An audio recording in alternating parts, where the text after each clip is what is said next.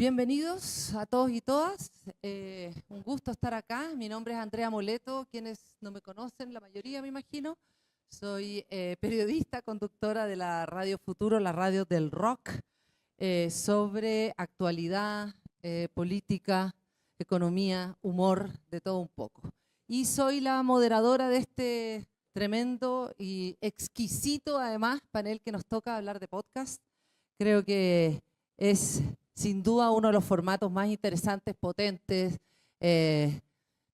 desafiantes para todos los que estamos haciendo periodismo, para aquellos que escuchan, así que estoy muy honrada y además honrada de estar con quienes me acompañan en el día de hoy. Agradezco además también al CIP, a la Escuela de Periodismo de la Universidad Diego Portales, también a CIPER por este encuentro y oportunidad. Y nosotros estamos en el podcast, no en el podcast, iba a decir, no, podría ser un podcast también. Ahora todos podcast, pero ya vamos a saber que no. Estoy en Recetas para un podcast de alto impacto. Ese es el titular. Y estamos con Trinidad Piris, directora además de Podium Podcast, de Necesito Poder Respirar, y también, por supuesto, de El Rey del Oro. Necesito Poder Respirar, la vida de Jorge González, y también de El Rey del Oro, pero además de eso quiero hacer un pequeño actriz, artista, directora además de otros podcasts de ficción como Corderos 1 y 2, ¿Quién mató a Ana Cook? Y aquellos que escuchan, me imagino muchos como Expertas en Nada y otros. Así que bienvenida, Trini, qué bueno tenerte acá.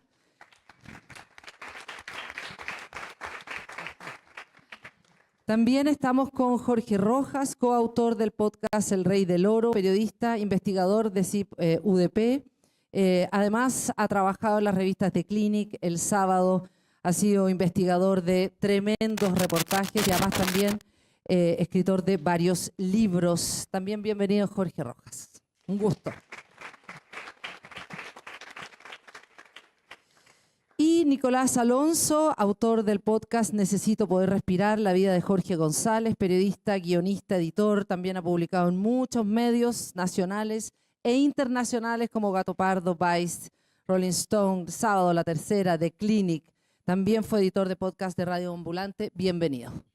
Así que, imagínense, así arrancamos, así tremendo panel. Y para arrancar, Trini Piris, que por supuesto es una excelente directora, nos trajo para escuchar algunos pedazos y trozos de ambos podcasts de los cuales vamos a hablar, de El Rey del Oro y Necesito Poder Respirar, la vida de Jorge González. ¿Los escuchamos?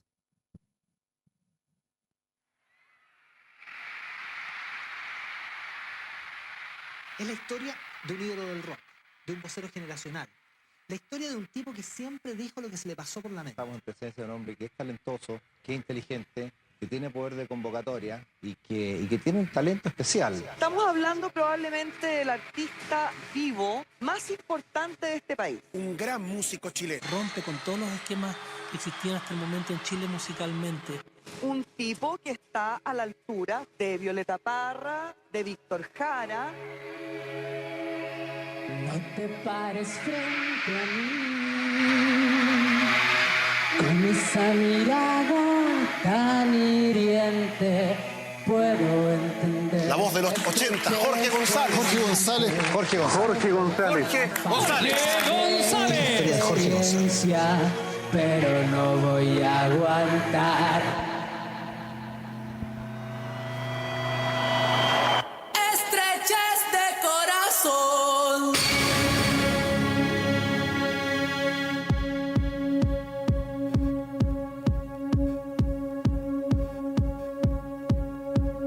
Si no viviste en Chile, Perú, Ecuador, Colombia ni Venezuela, quizás debería partir por decirte quién fue Jorge González. Quizás debería decirte que fue sobre todo el líder de Los Prisioneros, la banda más grande en la historia del rock y el pop chileno. Cantan la realidad, no cantan fantasía como los demás cantantes. Que fue amado, odiado, Mira, escúchame, me viene a faltar el respeto acá. censurado, imitado, De una conferencia de prensa, el artista las emprende contra los micrófonos. basureado, idolatrado. Eso es lo que nosotros sentimos. Álvaro, según la carta de Claudio Narea que habla de que Jorge González es una persona Dale muy con la carta de Claudio Narea, ya. ¿A ti no te asusta formar parte? Eso era todo.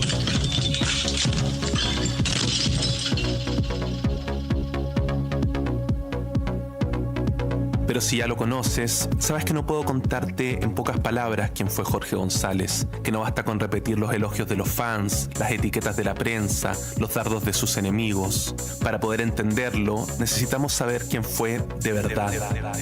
No solo su éxito y su leyenda, también su renuncia y su dolor. En 2023, el periodista Emiliano Aguayo nos entregó 10 cassettes de conversaciones con Jorge González, grabadas hace exactamente 20 años. Ese fue el punto de partida de una larga investigación de Nicolás Alonso y Jorge Espillaga. Esto nos llevó a realizar más de 30 entrevistas a amigos de Jorge, exparejas, músicos, productores y a su padre. Desempolvaron registros inéditos y revisaron 3 décadas de archivo audiovisual, hasta llegar al departamento del propio Jorge González en San Miguel. Esta historia, escrita y narrada por Nicolás Alonso, es el resultado de ese viaje. Podium Podcast presenta Necesito poder respirar. La vida de Jorge González.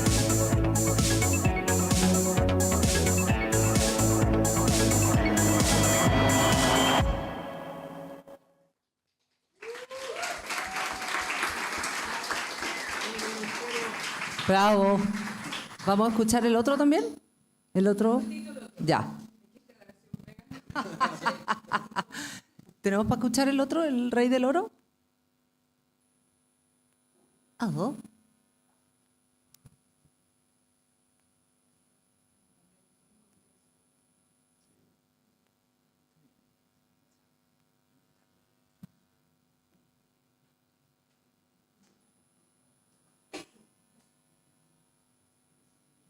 Vamos a cambiar el cassette.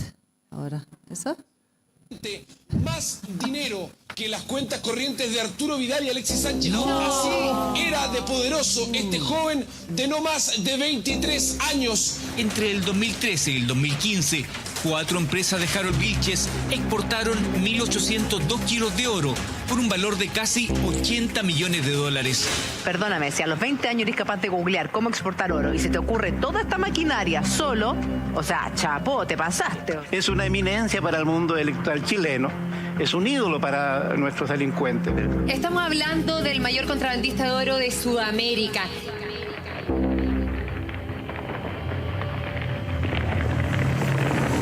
Hola, ¿cómo están?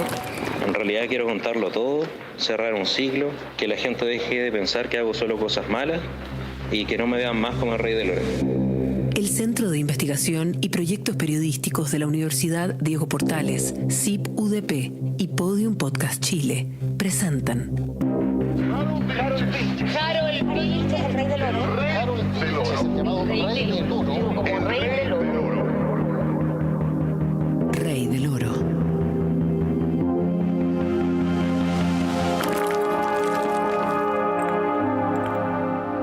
Capítulo 1.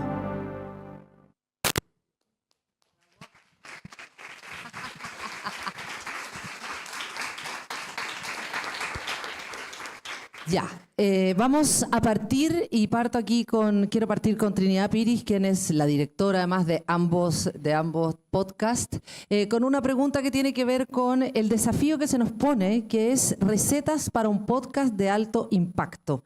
¿Qué es alto impacto en términos de audiencia? Me gustaría saber cuánto es eso. ¿Y existe una receta realmente? No, pero ahora Jorge, que escuchando los reels, me dice acá hay una receta. Bueno. Es verdad, porque los trailers funcionan en un modo de receta. Y evidentemente también cuando veo las piezas audiovisuales digo, acá hay una mano. Yo tiendo a pensar que es como una construcción de una metodología. O sea, para mí, desde que dirijo Podium Podcast, desde que no existe, ahora que tiene 3 años y medio, ha sido un laboratorio creativo. ¿Cachai? Como yo vengo de las artes y me siento artista y como que pongo eso por sobre todo, me gusta pensarlo como un laboratorio creativo, como buscar metodologías de trabajo que tengan que ver con la performance, que es de donde yo vengo, como la transdisciplina, porque me doy cuenta que nadie estudió podcast, entonces todas las personas que hoy día hacemos podcast venimos de otras disciplinas y nos necesitamos. O sea, yo vengo del teatro, ustedes del periodismo, pero trabajamos con guionistas, diseñadores sonoros, músicos, audiovisualistas. Audiovisualista, es una palabra inventada. Entonces me doy cuenta de que evidentemente para mí Podium ha sido crear metodologías de trabajo, que además para los narrativos de ficción y de documental son metodologías muy distintas a lo que se consume semanalmente, que son los conversacionales, que se parece muchísimo más al ejercicio de la radio. ¿Ya? Eso que se vende mejor, se comprende mejor y tiene más audiencias, es algo que hoy día no vale la pena como hablar. Pero ahí ya hay una metodología de trabajo. Pero esta, la del narrativo, es muy difícil porque dura, por lo menos los procesos duran de 1 a 1 año y medio, cuesta buscar financiamiento y además cuesta darle una identidad, una voz a cada una de las investigaciones e ir descubriendo si las investigaciones que traen las personas o que nosotros queremos decir o hacer, el formato sonoro es el formato para contarlo. ¿Cachai? Eso es una... a ver, cuando tú llegas para quizás muchos que no conocen, Podium Podcast, tú llevas 5 años en Podium Podcast, 4, no existía nada, y partes haciendo estos narrativos que dices tú. Es decir, que son historias de varios capítulos, largas, potentes, que vas seriadas. Sí, seriadas. Okay. Obviamente seriadas no los inventamos nosotros, el podcast viene de los periodistas de investigación, es un medio híbrido y muy nuevo, donde los periodistas básicamente le dieron vida al medio, que es un medio muy híbrido, pero le dieron vida al medio para poder tener una comunicación directa, saltándose a los editores y saltándose a las publicidades. Como las audiencias buscan encontrarse directamente con los creadores y los creadores buscan salir como del yugo de lo editorial, ¿cachai? Y en este lugar, que nosotros lo llamamos las cloacas, es donde la gente se encuentra, que es el podcast. Y además un medio muy íntimo porque ocurre entre oreja y oreja. Entonces, realmente es un espacio, como lo es el sonido, de muchísima intensidad, de muchísima intimidad. Ahí se encuentran y luego decir, no podemos solo informar, hay que narrar. Son 2 verbos totalmente distintos que Walter Benjamin hace muchos años en El Narrador comienza a distinguirlos y que en el fondo la narración viene del ejercicio de la historia oral y la información viene de la búsqueda del periodismo, o sea, es mucho más contemporánea el cómo nosotros entregamos la información. Y para mí el podcast es un lugar que tiene que unir ambos verbos. Pero bueno, ahora sigamos.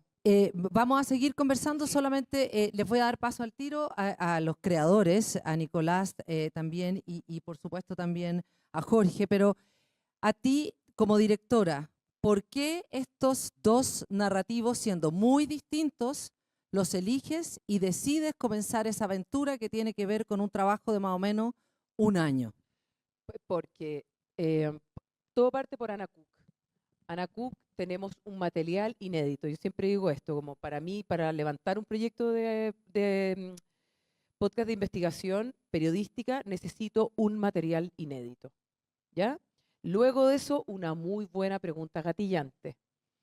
Luego de eso se arma, no antes, pero tenemos un equipo, buscamos el financiamiento y empezamos a hacer una metodología de trabajo que en el caso de Ana Cook fue Rodrigo Fluxá y Seba Palma, como fuimos inventando esa metodología.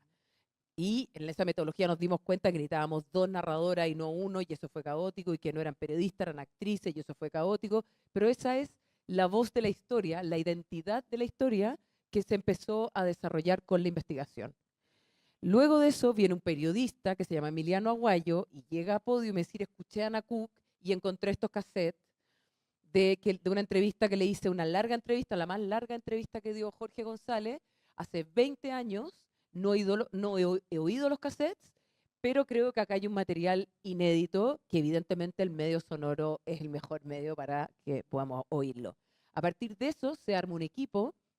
Le agradecemos a Emiliano Aguayo, pero armamos un equipo de gente que esté distanciada de Jorge González, eso lo explicáis tú después mejor, y aparece Jorge González con un material inédito y una pregunta gatillante. Y luego de eso llega, porque es cierto que cada proyecto ha ido invitando al proyecto siguiente. Y luego de eso llega Alberto con Jorge diciendo tenemos una historia y tenemos un material inédito, que es que el protagonista quiere hablar en primera persona, solo con nosotros y darnos una exclusiva. Eso es un material inédito. Y luego una pregunta gatillante. Yo creo que El Rey del Oro es podría ser una serie audiovisual y un podcast al mismo tiempo. Es el único que yo creo que se mueve muy bien en ambos lugares. Los otros dos podcasts que yo me refiero, creo que son como que tenían que ser sonoros, ¿cachai?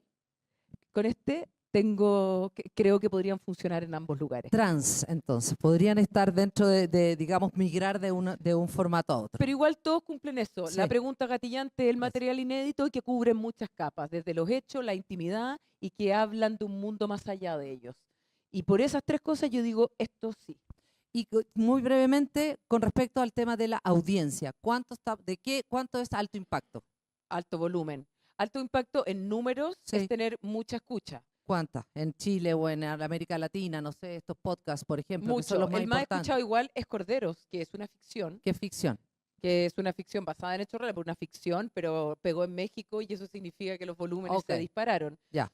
Pero Jorge González tiene más de 2 millones de escuchas, acá ya. tenemos 1 millón de escuchas, Ana Cook tiene 1,5 millones de escuchas.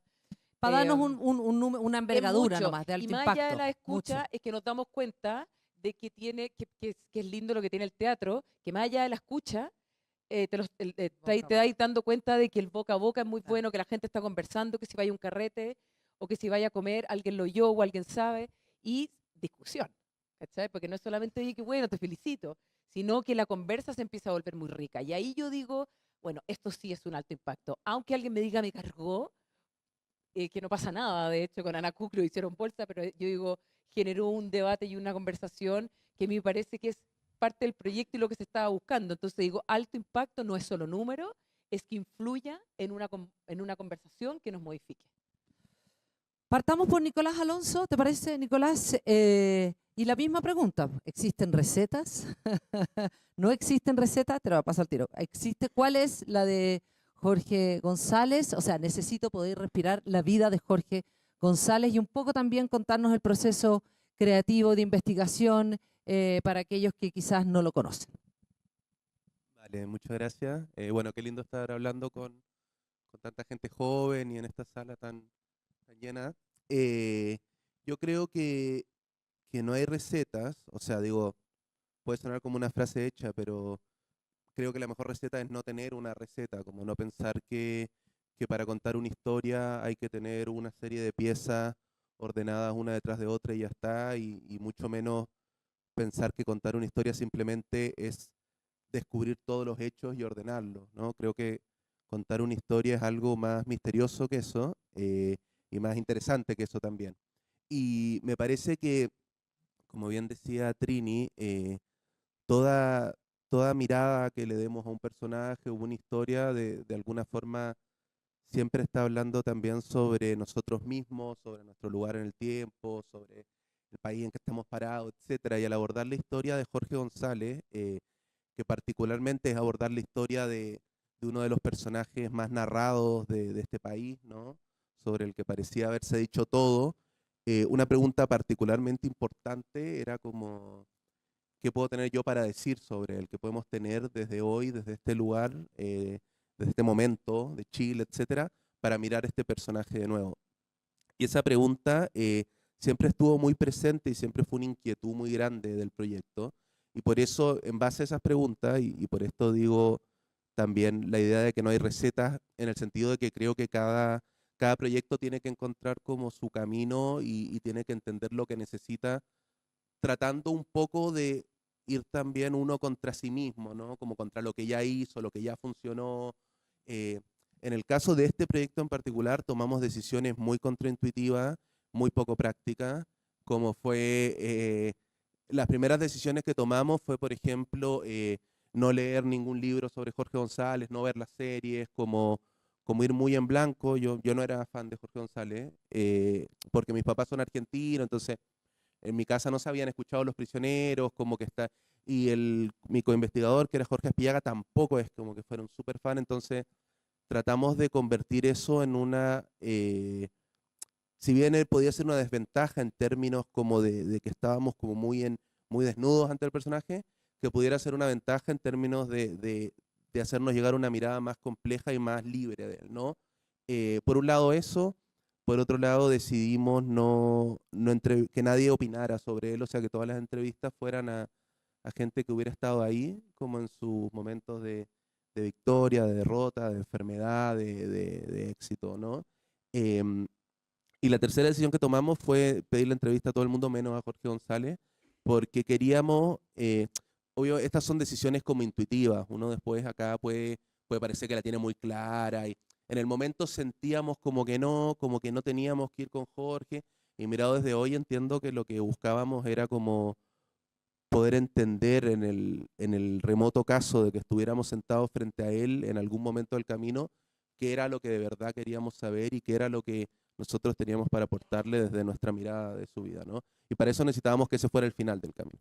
Y bueno, y fuimos, costó un montón, por supuesto, ¿no? El primer mes fue un naufragio absoluto, o sea, no nos contestaba nadie, todos los cercanos a Jorge, lo peor que les puede pasar en la vida es que le aparezca un periodista, decirle, oye, quiero contar la historia de Jorge, o sea, es como la peor noticia del mes, porque como que no saben qué decir, saben que a Jorge González se llama con los periodistas.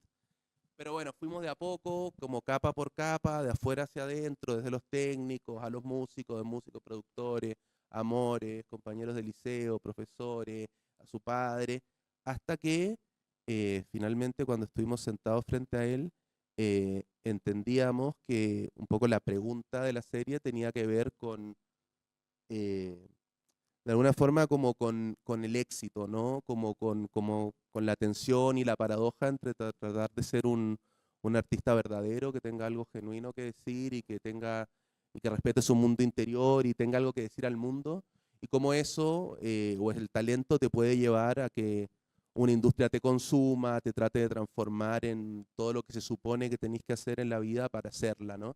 Que creo que además los periodistas estamos muy cerca de eso, porque lo que hacemos es muy expuesto, tenemos gente encima que todo el tiempo nos está diciendo cómo hay que escribir, o que nadie lee cosas largas, o que nadie va a leer algo complejo, o que todo el mundo quiere que las cosas sean así, blanco-negro. Y yo creo que este podcast de alguna forma lucha y es como una respuesta a esas tensiones de parte nuestra, y me parece que demostró que la gente agradeció que fuera largo, que los capítulos fueran largos, que arrancara por un disco raro, que arrancara en un momento raro. Eso te digo, la decisión que fuimos tomando, como decir, tu pregunta gatillante era, ¿en qué momento Jorge González decide dejar de ser famoso? Y desde ahí querías arrancar, de una decisión extraña. Y después, de nuevo, no partir de San Miguel es una decisión. Partir de los discos solistas fue tu decisión. Viajar del ruido hacia el silencio final fue una decisión. O sea, todo el tiempo el proyecto nos estaba obligando, y sobre todo a ti, a ir tomando ciertas decisiones subjetivas que vuelven la narración mucho más y que la hacen autoral en el fondo. ¿Cachai? Mucho más autoral. Claro. Y por supuesto que hubo gente que escuchó el primer capítulo y dijo, no, que era poco pop, que no partía con Paramar, que rara que era mi voz. Siempre hay alguien... Siempre hay alguien. ¿Quién es este? ¿Es argentino? Siempre hay alguien que la tiene clarísima. Siempre hay alguien que la tiene clarísima. Pero yo creo que parte de nuestro trabajo es luchar contra eso y contra todas esas presiones y tratar de hacer algo verdadero en el sentido de que te parezca valioso más allá de cómo le vaya. Si le va bien y tiene alto impacto o tiene bajo impacto, me parece que es otra pregunta. Pero un poco el camino del podcast absorbió también, creo que ese camino del propio Jorge, y por eso se trata de un tipo que trata de hacer un disco invendible para un poco poder salvarse él de transformarse en un vendido o lo que sea.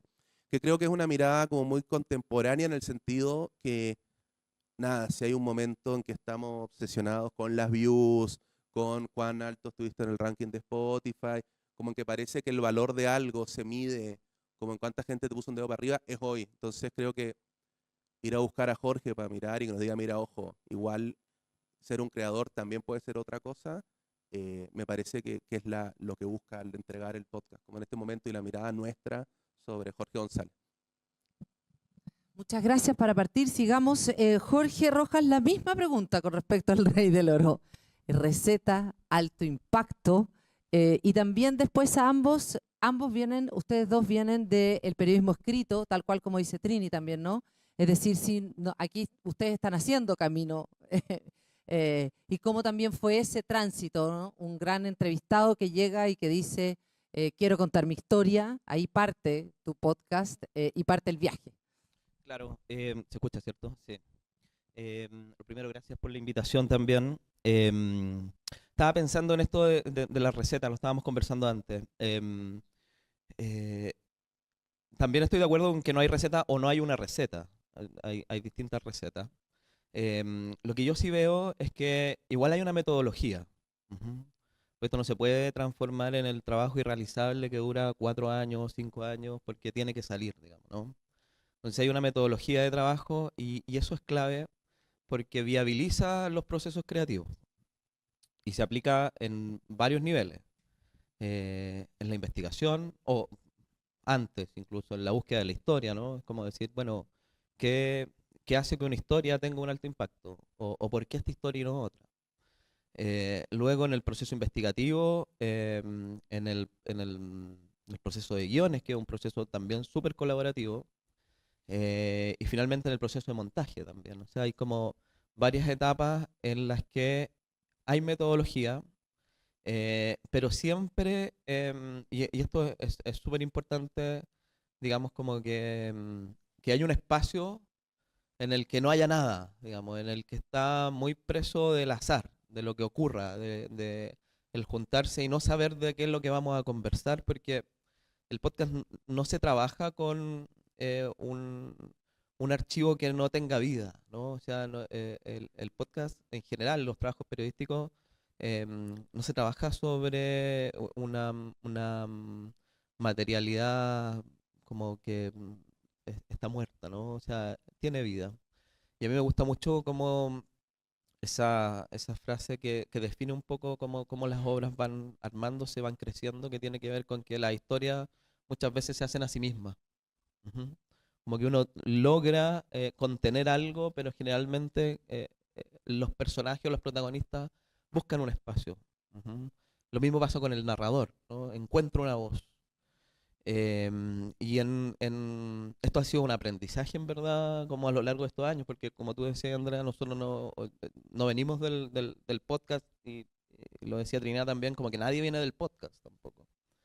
Ha sido un descubrimiento y es un proceso como creativo súper interesante porque hemos ido trabajando sobre el error, ¿no? Como el ver si las cosas funcionan o no funcionan. Y en El Rey del Oro, particularmente, pasa algo bien especial porque con Alberto justo estábamos en un proceso en el que decíamos, bueno, tenemos que encontrar una historia. Habíamos hecho otros podcasts y pensábamos siempre como en lo difícil que es instalar una pauta. Como que alguien diga, bueno, traigo esto que no está en los medios de comunicación y lo quiero instalar. Y es súper complejo, ¿no? Como que uno tiende a escuchar, a ver lo que está presente, o sea, quien controla el relato controla el poder, ¿no? Entonces es súper complejo que algo que no está en los medios de comunicación tenga audiencia.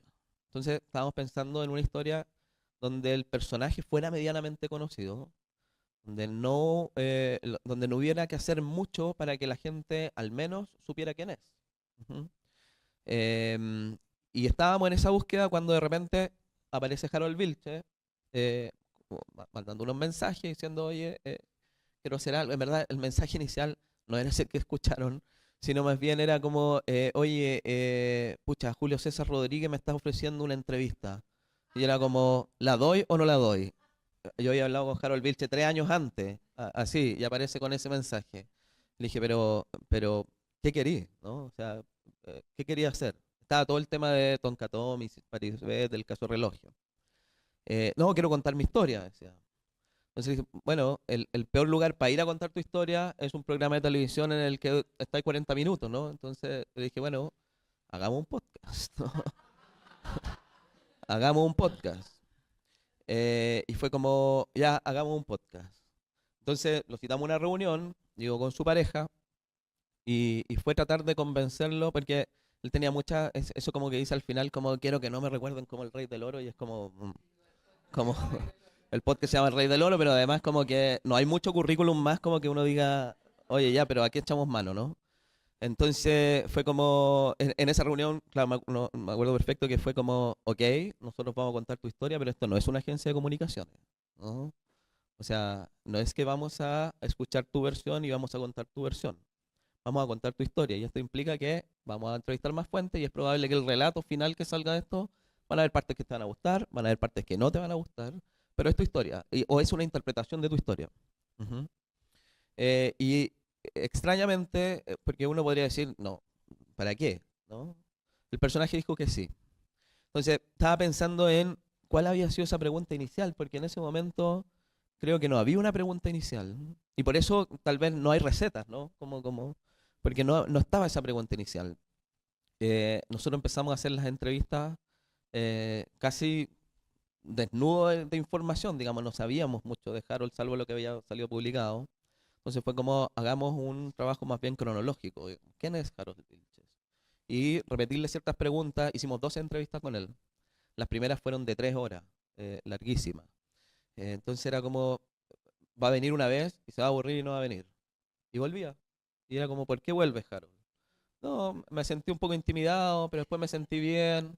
Entonces, bueno, vuelve de nuevo, y seguimos conversando y profundizando.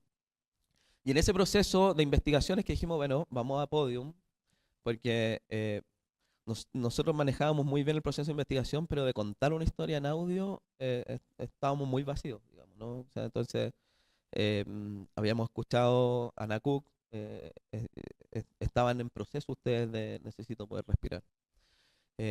Y fue un trabajo colaborativo, y ahí es donde uno dice, bueno, así es como una obra crece, ¿no? Como cuando muchas personas se juntan y ponen su talento en función de que algo resulte. Respecto a esa pregunta, había muchas preguntas, yo creo, como porque Harold Vilches, la historia, como decía Trinidad, como que corre sola, como que no había que forzarla mucho. El tipo tiene una historia espectacular, muy fuera de la curva, ¿no? De la normalidad.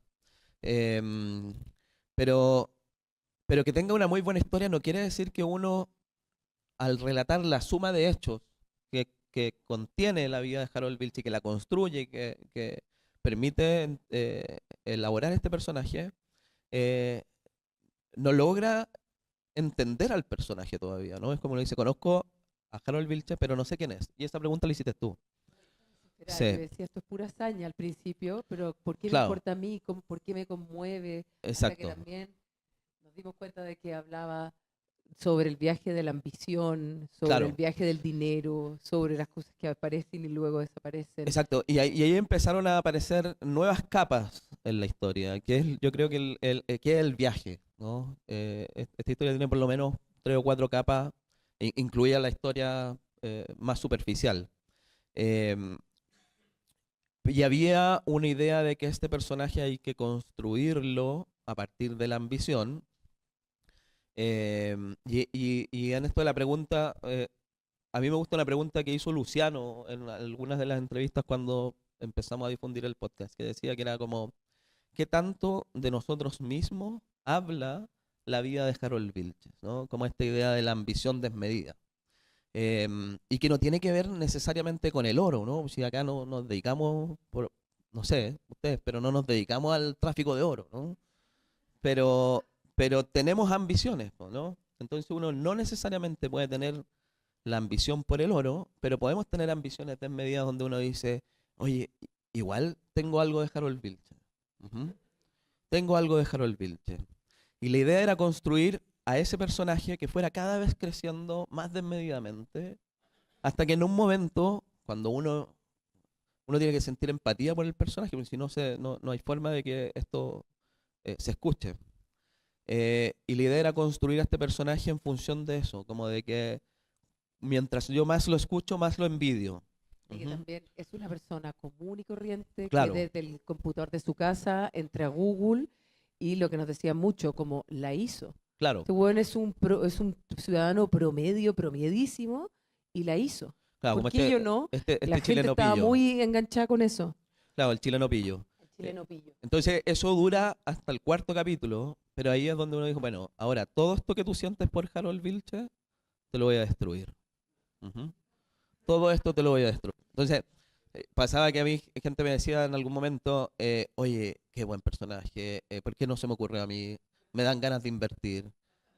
Cuando esto todavía en los primeros capítulos, pero después decía, no, espera el capítulo 8, porque no te van a dar ganas de ser Harold Vilche. Perdona, una cosa que encontraba interesante de las dos cosas que dijeron ellos, que no hay una receta, como en Necesito Poder Respirar, rodeamos al protagonista. Aquí el protagonista es el centro del relato y ahí evidentemente hace que la investigación, por ende el guión y luego la búsqueda de quién narra y cómo se narra sea totalmente distinta, ¿cachai? Porque fue muy evidente. La no receta. Yo creo que cada uno de los podcasts podríamos hablar mucho de cada uno de los personajes, de las historias, porque ambos son tremendos. Por supuesto, me imagino que si no lo han escuchado tienen que escucharlo. Pero ahora quiero, como estamos hablando de podcast, de este formato, ¿no? Ambas historias ya se explicaron, un gran personaje de la historia de nuestro país, controvertido, raro, curioso, que uno nunca sabe lo que pasa, entre punk, amoroso, loco, en fin, un genio, y Harold Vilche, un ser humano que además se escucha como que no pasara nada, porque parece como, hola, o sea, yo digo, esta persona murió, pero está llena de cosas fantásticas y cómo van construyendo el oro, la fiebre, la ambición, en fin, y ese... O sea, como está muerto, pero hablando de unas cosas increíbles. Ahora, lo que quiero que nos enseñen o nos muestren es como el monstruo por dentro, ¿no? Tienen una gran historia, saben construir una historia. Ustedes te encontraste con dos periodistas extraordinarios que saben de investigación periodística, pero había que hacer un podcast. Entonces, Trini, hagamos un podcast y dinos las primeras cosas que también pasan con estos super periodistas que vienen de la investigación periodística y quieren hacer un podcast. ¿Cómo se hace ¿Cuáles son quizás las cosas que tienen que aprender? ¿Cómo lo van encontrando? Un poco del formato. O claro, también, ¿y a ustedes qué les pasa también, por supuesto? Por un lado, cuando yo conocí a Nico Alonso en el Festival Gabo, nosotros ya teníamos un poco la maquinaria de podcast armado. O sea, yo ya tenía un trabajo con Luciano, que para mí Luciano siempre debería estar en la conversación porque es realmente quien hace que esto suene. O sea, es un artista de otra envergadura. Tienes que explicarnos quién es un poco. ¿Quién es? Luciano es músico, compositor, diseñador sonoro y es con quien yo inicié Podium para hacer todo el trabajo de los narrativos. Entonces, Corderos 1, Corderos 2, ¿Quién mató a Ana Cook? Necesito Poder Respirar, El Rey del Oro y ahora Lemebel, son todos con Luciano. Entonces, evidentemente, Nico y Jorge llegan a por lo menos a un fiato de Jorge Aspillaga, Luciano y yo, personas que ya llevábamos 3 años trabajando juntos. Insisto, eso sí es un plus, ¿cachai? Porque como que se integran a una metodología de trabajo, a un sistema, como a un estudio de grabación, a una forma en que nosotros, en este laboratorio ya estaba corriendo, ¿cachai? Y también nuestra colaboración funcionó porque se integraron, ¿cachai? Porque nos convertimos un poco en amigos, que eso también yo lo aprendí en el teatro. Tienes que querer a la gente con la que trabajas y ser un poco amigos para que de verdad durante un año podamos sacar adelante un proyecto donde cada uno muere un poco, ¿cachai? Entonces tenemos que querernos un poco. Eso sí es una receta, amarse, tratarse con cariño y saber que vamos a pelear, sobre todo en Necesito Poder Respirar, que efectivamente esa obra se nos fue en collera, pero no había cómo sacar una obra así de grande y de hablar de Jorge González y que la weá no te cruzara también, ¿cachai? Entonces también saber que vaya a pasar por momentos muy bajos dentro del proyecto. Se volvió la pregunta. Era un poco como, ya la respuesta está dada. La pregunta es, llegan estos dos investigadores que vienen más bien de esto. Yo sé que tú tenías una experiencia en Radio Ambulante, ustedes también, pero No, Pero- ellos llegan. por eso- Nico lo fui a buscar. Ya. Como también un Pero pololeo, existía, ¿cachai? pero hay una metodología base que es Sí. el director sonoro, tú, Sí. y tenían una, y que ellos se unen. Ahora, Nico inventa una metodología y dice, Trini, yo voy a ser el investigador principal y el director de todo lo que es la investigación y el guión. Yo necesito un equipo. Y yo le digo, perfecto, yo voy a ser la directora de todo lo que es sonido y medio sonoro. ¿Cachai? Desde que se construye un guión en adelante, la pelota empieza a pasar a mi lado. Ok. ¿Ya? Y todo lo que es la metodología de entrevista, las pautas, la recolección del archivo, el fact-checking, la estructura de los guiones la fuimos conversando, pero el escrito del guión, yo la edición. Está... eso fue más caótico, acá fue muy más ordenado, muy más ordenado. Ya. Pero es que no importa, porque no tiene moral. Digo, no, es pues parte de da lo mismo, si no, no pero eso importa. también es bonito, Sí, ¿cachai? po. Como con necesito poder respirar, todo el tiempo se nos hacía agua. ¿Cuál es tu rol? ¿Cuál es el mío? ¿Dónde Ya. termino? ¿Dónde terminas tú y empiezo yo? Pero claramente la investigación está allá y el sonido está acá. Ya, eso. Y perdón, voy a seguir. Y cuando nos sentamos en la mesa, eso también es de Podium, cuando nos sentamos en la mesa a leer los guiones, está todo el equipo. Todo.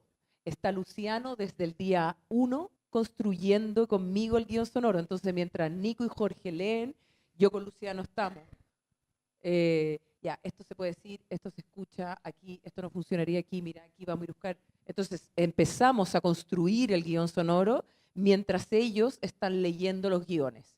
En el caso de Nico, los guiones llegaban tan listos que hubo muy poca edición de guión.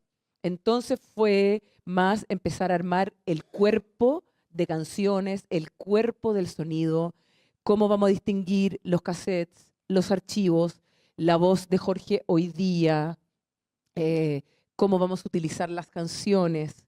¿Ya? Y eso fue ahí construyendo.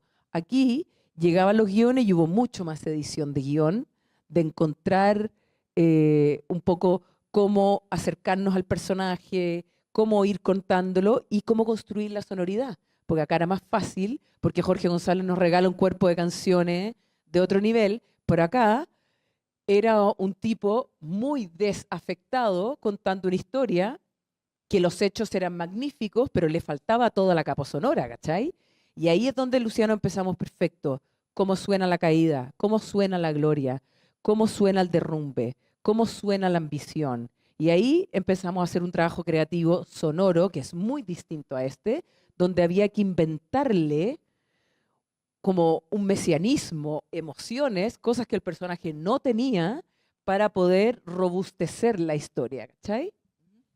Ahora, para ustedes como creadores e investigadores, ¿cómo fue esto de entrar en el podcast en este desafío, que es un desafío Podium que es distinto? Ustedes habían hecho algo antes, pero esto es distinto. ¿Cómo fue un poco ese viaje de hacer este formato? ¿Y qué cosas les costaron? ¿Qué cosas te dolieron perder? ¿Cuáles son en los detalles que están las cosas interesantes? Sí, es un viaje muy interesante, es un aprendizaje constante. Creo que no nos costó perder tanto nada. Como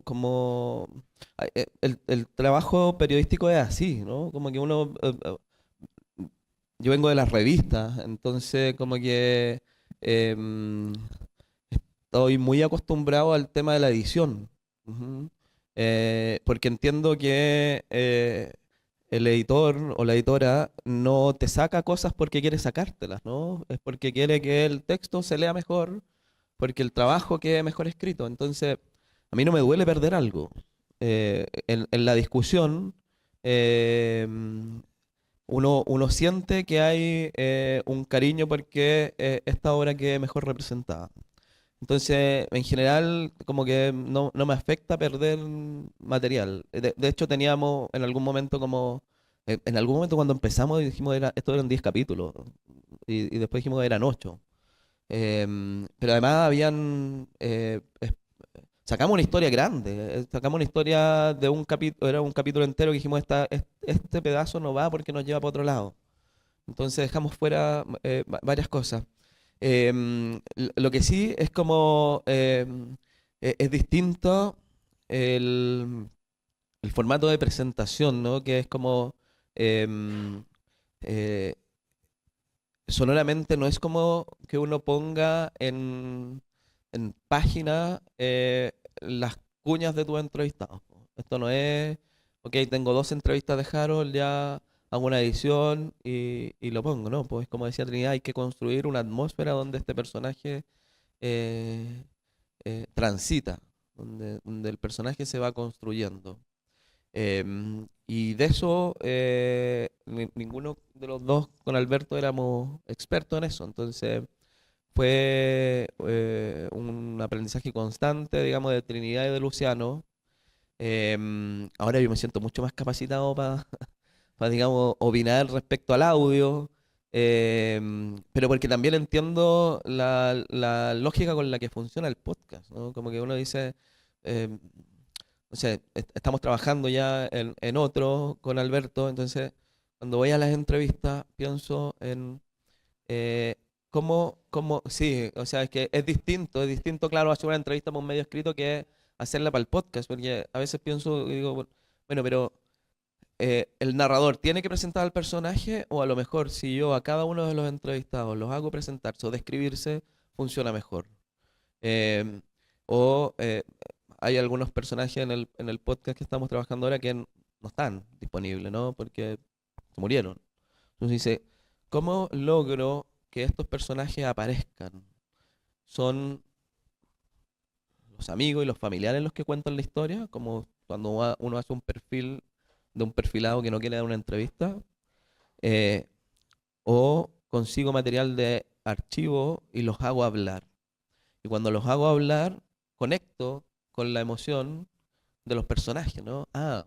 O cuando uno le pone cara a alguien, aquí le pongo voz a este personaje, ¿no? Y aparece. Entonces, como que esas cosas, claro, se van aprendiendo y uno las va incorporando porque es un formato y un medio distinto.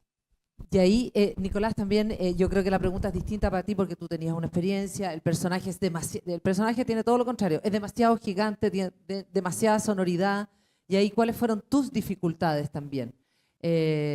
Y no nos queda mucho tiempo más, parece que nos tienen prohibido hacer preguntas. ¿Cuánto nos queda? ¿Qué dice? 10.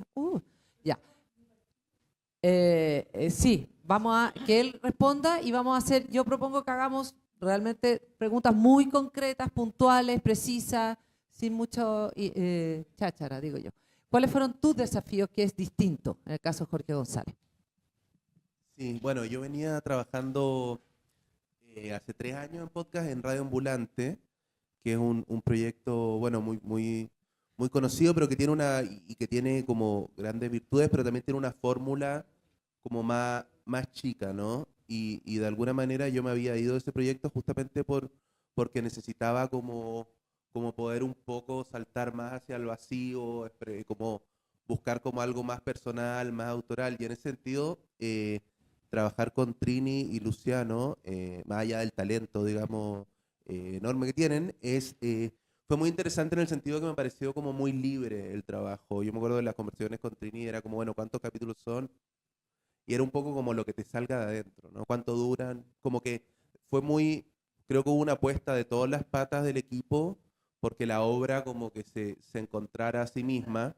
Y eso que puede generar cierta angustia, como no tener como el dibujo muy claro y como que todo sea un poco nebuloso, generó que sin embargo fuera mucho más sincero y que creo que fuera más memorable al fin, ¿no? En términos de sonido, bueno, me pareció como un trabajo de otra calidad, de otra escala. Trabajar con Trini, trabajar con Luciano, que es un tipo que no solo es un crack total, sino que, no sé, recreó 50 canciones de Jorge González en su departamento, instrumento por instrumento, y la conversación también con él, que también iba a las reuniones, era en torno a cómo hacer que la música narrara. Entonces, era como una conversación muy artística que para mí fue muy estimulante en un momento que también lo necesitaba. Y un poco en términos sonoros, porque bueno, podemos hablar también del guión, que es otra gran pregunta, ¿no? Pero en términos sonoros, creo que un gran desafío de la serie era cómo lograr, en general los biopics lo que hacen es que se narra la historia de una persona para poner en contexto una serie de canciones memorables, ¿no es cierto? Y acá lo que buscábamos y lo que hablábamos era que sucediera también en el sentido contrario, que las canciones de alguna forma narraran y pusieran en contexto al personaje como si fuera un entrevistado más, como si fuera el principal entrevistado, ¿no? Entonces, un poco como hace la película Into the Wild, por ejemplo, en que la música es como la voz interior del personaje. En este caso se compuso una banda sonora para hacer eso.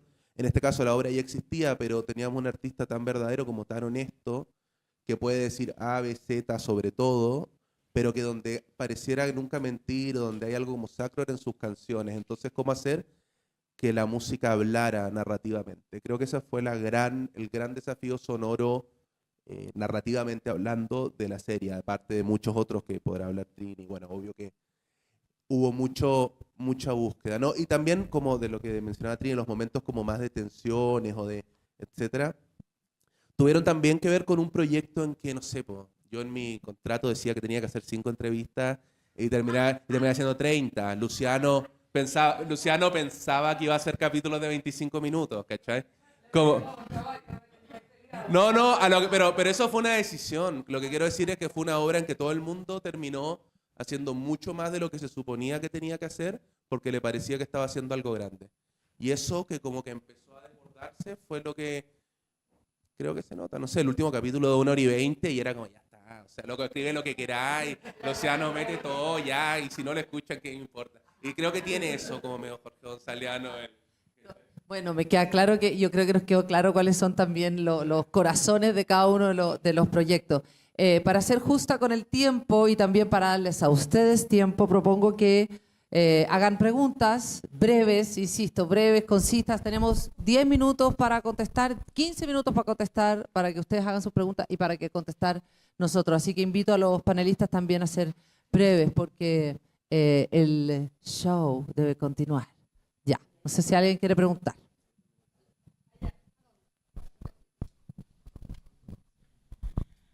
Hola, me gustó mucho el podcast de Jorge González, el del Rey del Oro no lo he escuchado, lo voy a escuchar inmediatamente apenas llegue a mi casa. Es muy bueno.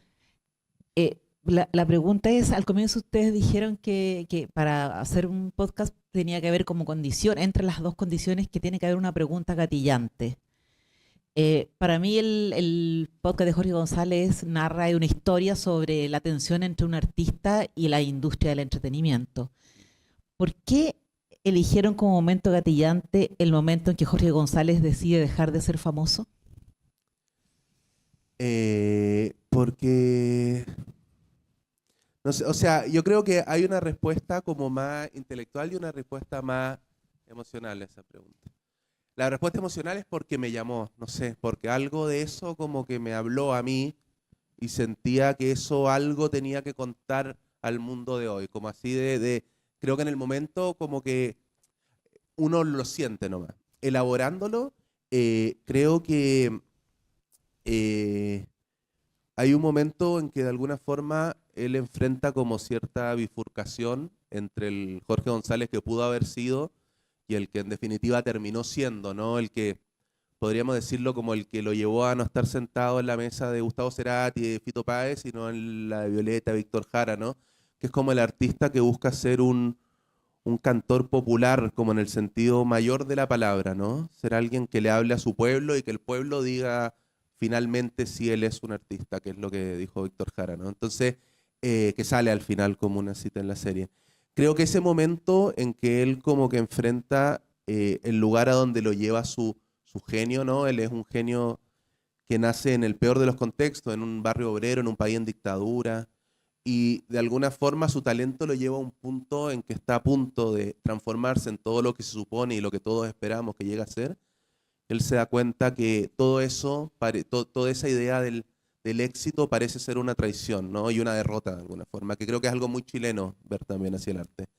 Y en ese momento, ese gesto artístico de crear un disco invendible como para no poder venderse él, me pareció de una belleza que simplemente creíamos que era digno de ser contado y que no había sido contado, quizás como ver al personaje no desde el conflicto del triángulo amoroso, desde el conflicto con la prensa, etcétera, sino cómo llegar a un corazón más íntimo de él, que creíamos que estaba ahí, ¿no? Y por supuesto, cuando uno cuenta la historia de Jorge, está de alguna manera contando la historia de Chile, porque él pareciera como ser un catalizador de todos los procesos sociales, de alguna manera es como el protagonista secreto de un país, entonces uno puede contar su vida y al final está hablando sobre todo una época, ¿no? Muchas gracias. ¿Alguien más? ¿Otra pregunta más? Creo que ahí hay una pregunta también. ¿Ah? ¿Ah? Hola. ¿Aló? Sí. Oye, entendiendo que los dos proyectos tienen procesos súper distintos, me llama mucho la atención en el caso de las investigaciones, ¿en qué minuto ustedes determinan cuándo ya estoy listo para un producto que es seriado?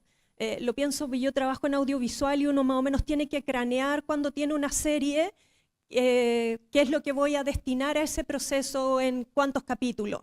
Algo decían ustedes, pero ¿en qué minuto determinaron ya tengo elementos para hacer un producto seriado? Eso me interesaba saber. Siempre nuestra idea es hacer proyectos seriados, ¿ya? ¿Cómo va a ir esa serie? Lo dictamina la investigación realmente. Tratamos de que nunca sea menos de 4 o 8. O sea, hay cosas que son las metodologías creativas también se cruzan con la metodología de cómo lo vamos a difundir, cómo vamos a armarle el universo audiovisual, el universo en redes, como que en el fondo desde una carátula, porque como el podcast es digital, igual tiene una visualidad asociada y una narrativa como un relato de redes asociado, ¿cachai? Entonces, siempre pensamos que las cosas tienen que ser seriadas, ¿ya? Eso es como una obligación. Y luego la investigación misma, o por época, o por personajes, o por situaciones específicas o anécdotas específicas, uno va diciendo, mira, más o menos esto se va a mover entre, no sé, los 6 y los 12 capítulos. O sea, Anna Cook eran 11 capítulos, un número rarísimo. Pero la investigación fue llevando hacia allá y también la decisión, por ejemplo, de decir, en el 10 voy a sacar a todos los personajes y me voy a quedar haciéndole un zoom a uno. Y esas son decisiones que yo creo que el podcast y quienes nos dedicamos a hacer podcast estamos todo el rato tomando decisiones y distinguiendo, ¿cachai? Entonces... Pero con la investigación finalizada en el fondo. No con la investigación finalizada, con la investigación en curso. Un personaje te empieza a llevar a otro personaje, un entrevistador te lleva a otro y también una historia te empieza a llevar a otra. Los archivos son todo un mundo que también mapea todo el universo que tú vas a tener que contar o que puedes contar, o todo lo que hay acceso, y de ahí vienen las decisiones. Por eso a mí me parecen tan interesantes las preguntas gatillantes, ¿cachai? Que pueden ir respondiéndose o no, pueden ir cambiando o no, pero igual son mis faros. Y de nuevo, la pregunta que yo haga también es una pregunta que me obliga a ponerme en una posición creativa. Es una decisión creativa, el tipo de preguntas que yo decido seguir. Pero bueno, ustedes pueden también responder eso. No sé si quieren contestar eso o estamos, ¿no? ¿Tenemos alguna otra pregunta más? ¿Uno más? ¿Sí? Ahí atrás. Hola, gracias por la exposición interesante. Una consulta más pedestre. Tiene que ver con la inversión y con el retorno de la inversión económica para producir un podcast. Basta con, es la pregunta del millón, ¿cómo se dice?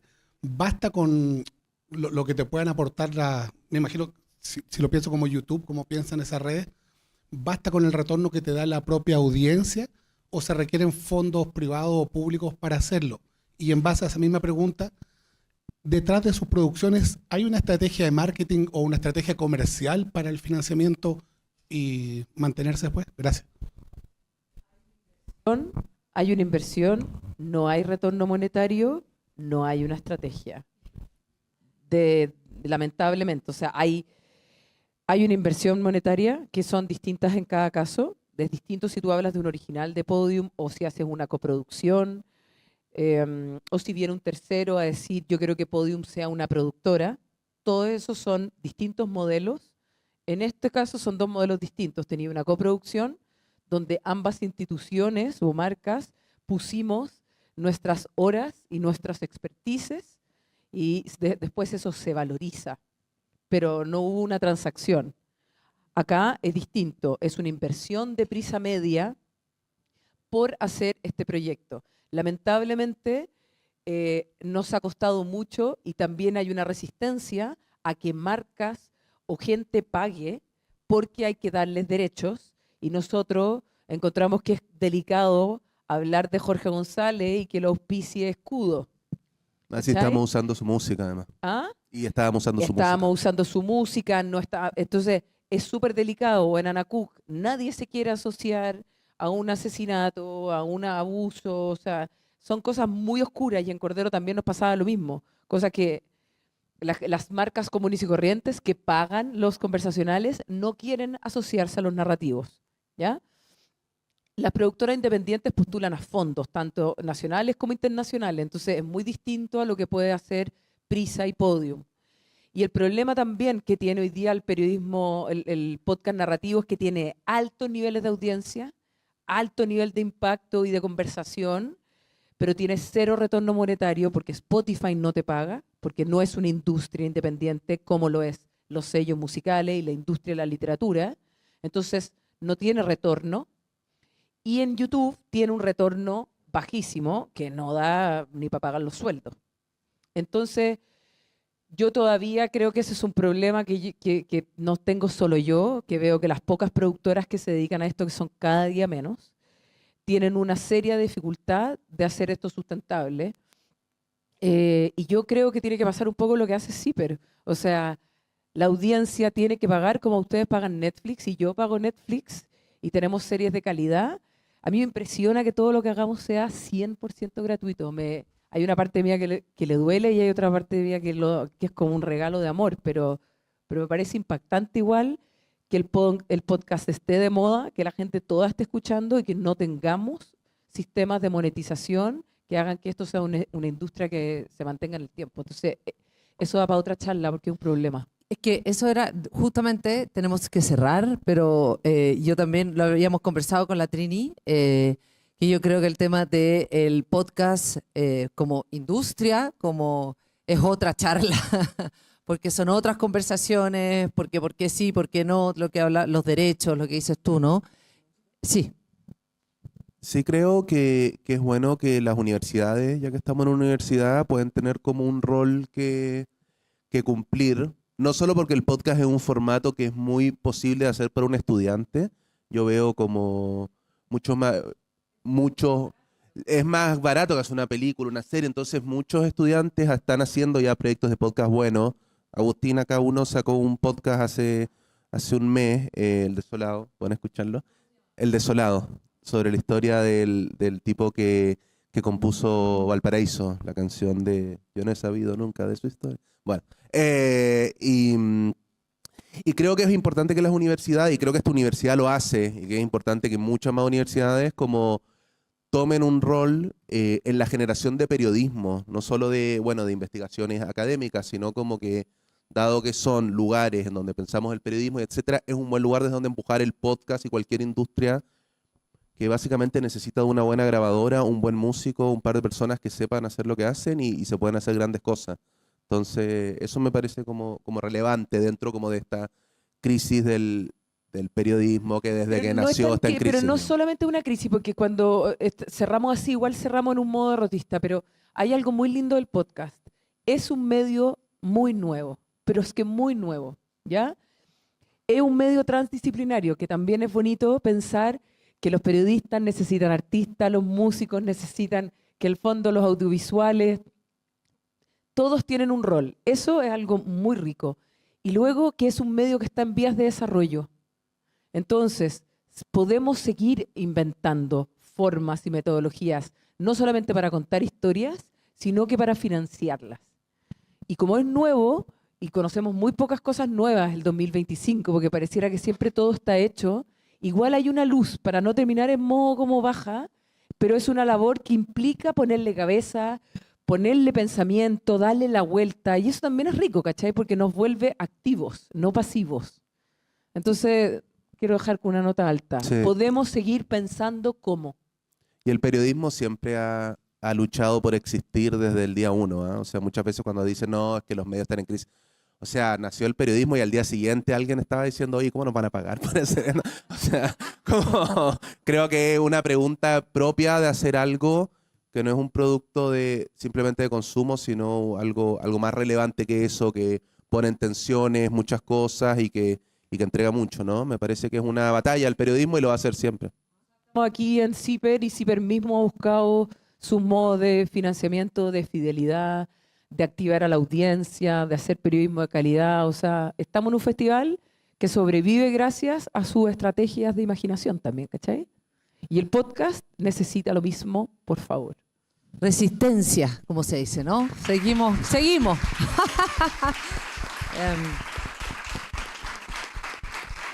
Gracias a la UDP, gracias a CIPER, muchas gracias Jorge Rojas, coautor del podcast El Rey del Oro.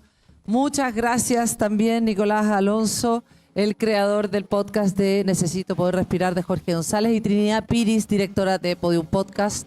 Y seguimos por nomás, como sea. Y yo.